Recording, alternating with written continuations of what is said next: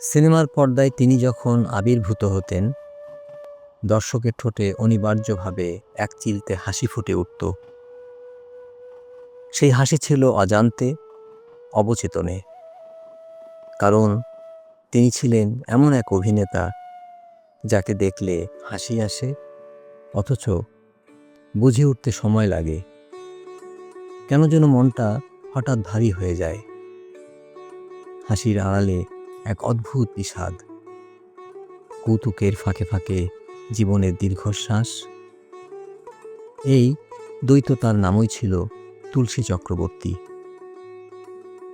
কখনো তিনি খিটখিটে মেজাজের মেস ম্যানেজার, কখনো বা অলৌকিক সৌভাগ্য পেয়ে কিংকর্তব্য বিমূঢ় এক মধ্যবিত্ত ক্লার্ক, আবার কখনো গ্রাম্য স্কুল শিক্ষক, কখনো একেবারে সাধারণ মানুষ,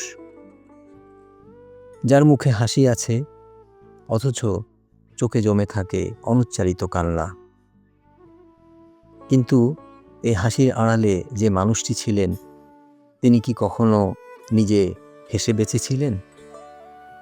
তিনি কি পেয়েছিলেন তার প্রাপ্য সম্মান, প্রাপ্য নিরাপত্তা, প্রাপ্য মানবিক মর্যাদা? বিশ্ববিখ্যাত পরিচালক সত্যজিৎ রায় আক্ষেপ করে বলেছিলেন, তুলসী চক্রবর্তী যদি পাশ্চাত্যে জন্মাতেন তবে তার ঝোলায় একাধিক অস্কার থাকত। এই মন্তব্য নিছক প্রশংসা নয়, এটি এক ধরনের ঐতিহাসিক অনুশোচনা। কারণ তুলসী চক্রবর্তী কোনো অভিনয় বিদ্যালয়ের তৈরি শিল্পী ছিলেন না। তিনি ছিলেন জীবন নামক নির্মম পাঠশালার শ্রেষ্ঠ ছাত্র। 1899 সালের 3 মার্চ হুগলি জেলার চুঁচুড়ায় জন্ম নেওয়া এই মানুষটির শৈশব ছিল দারিদ্র্য ও সংগ্রামের কঠিন পাঠে ভরা। পরিবারের মধ্যে থিয়েটারের আবহ থাকলেও বাস্তব জীবন ছিল নির্দয়। জীবিকার প্রয়োজনে তাকে কখনো সার্কাসের জোকার হতে হয়েছে, কখনো রেলের খালাসি। এই বহুরূপী জীবন তাকে শিখিয়েছে মানুষের মুখ পড়তে, নীরব যন্ত্রণাকে চিনতে। তাই পরবর্তীকালে তিনি যখন অভিনয় করতেন, তখন মনে হতো এই মানুষটি অভিনয় করছেন না, বরং নিজের দেখা জীবনটাই আমাদের সামনে খুলে ধরেছেন। 30-এর দশকের শুরুতে বাংলা চলচ্চিত্রে তার যাত্রা। প্রথম দিকে ছোট চরিত্র, সামান্য উপস্থিতি, কিন্তু আশ্চর্য এক ক্ষমতা ছিল তার। তিনি ফ্রেমে থাকলে চোখ অন্যদিকে যেত না। ধীরে ধীরে তিনি হয়ে উঠলেন সেই অভিনেতা যাকে বাদ দিলে দৃশ্য অসম্পূর্ণ মনে হয়। সত্যজিৎ রায়ের পথের পাঁচালীতে তার পণ্ডিত মশাই, একজন গ্রাম্য স্কুল শিক্ষক, যার কণ্ঠে শাসন আছে অথচ চোখে লুকানো এক নিঃশব্দ করুণা। এই অভিনয় প্রসঙ্গে সৌমিত্র চট্টোপাধ্যায় বলেছিলেন, তুলসী চক্রবর্তী পর্দায় দাঁড়িয়ে কিছু করতেন না, অথচ সব কিছু ঘটে যেত। তার অভিনয় ছিল নিঃশব্দ, বিস্ময়। এই একই বিস্ময়ের কথা বলেছিলেন অভিনেতা ছবি বিশ্বাস।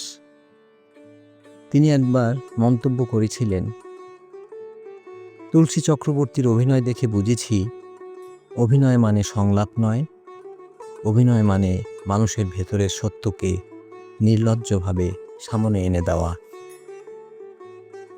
আর পরশ পাথর, এই ছবিতে পরেশ দত্ত চরিত্রে তিনি যেন এক সম্পূর্ণ মানব জীবনকে ধারণ করেছিলেন। লোভ, ভয়, আনন্দ, আত্মগ্লানি সব মিলিয়ে এক হাস্যরসে মরা গভীর ট্র্যাজেডি। পাহাড়ি সান্যাল এই প্রসঙ্গে বলেছিলেন, পরেশ দত্ত চরিত্রে তুলসী চক্রবর্তী না থাকলে ছবিটি শুধু কৌতুক হতো।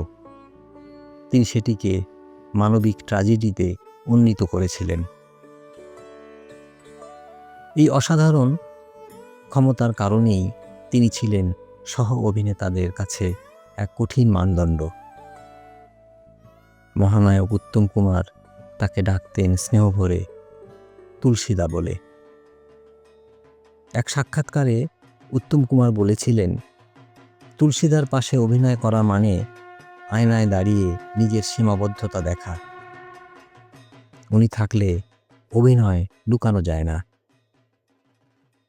৭.৭৪, ইন্দ্রাণী, সপ্তপদী, খোকাবাবুর প্রত্যাবর্তন, হাসুলিবাকের উপকথা, প্রতিটি ছবিতে তিনি ছিলেন নীরব স্তম্ভের মতো।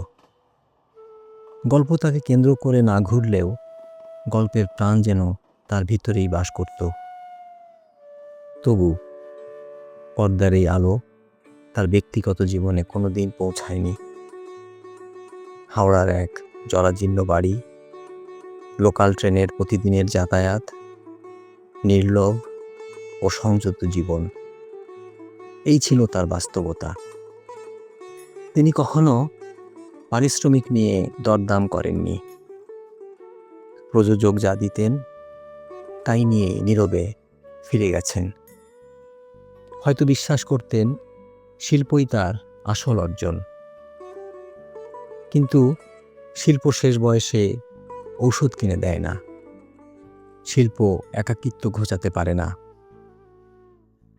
১৯৬১ সালের ১১ই ডিসেম্বর তিনি চলে গেলেন, নিঃশব্দে, প্রায় অগোচরে।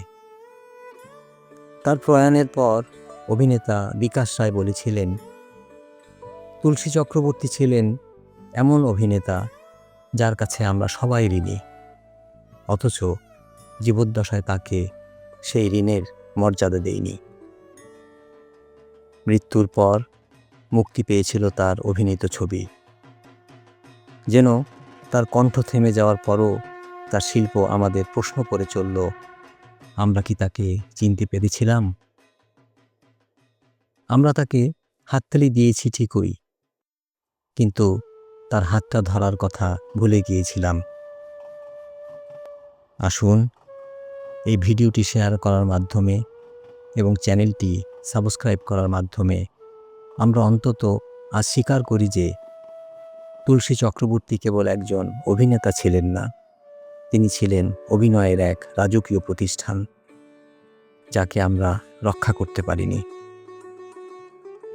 জীবনের শেষ বেলায় হাওড়ার সেই জীর্ণ কুঠিরে বসে তিনি হয়তো কেবল দুমুঠো অন্যের চেয়েও বেশি খুঁজেছিলেন একটুখানি সামাজিক মর্যাদা। আজ তার প্রয়াণের বহু বছর পর আমাদের এই অনুশোচনা কি তার সেই না পাওয়া যন্ত্রণাটাকে কিছুটা উপশম করতে পারবে? বিদায় মহানায়ক, বিদায় পর্দার পরেশ দত্ত।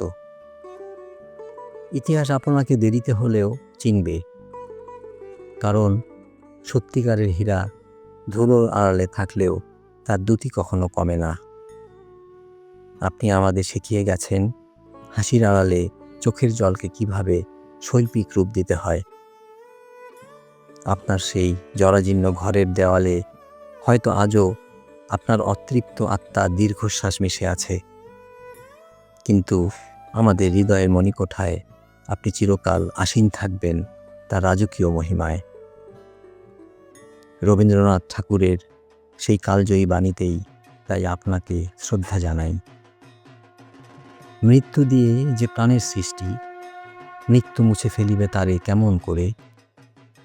সত্যিই তো, তুলসী চক্রবর্তীর মতো শিল্পীরা তো মৃত্যুর অতীত এক প্রতিভা।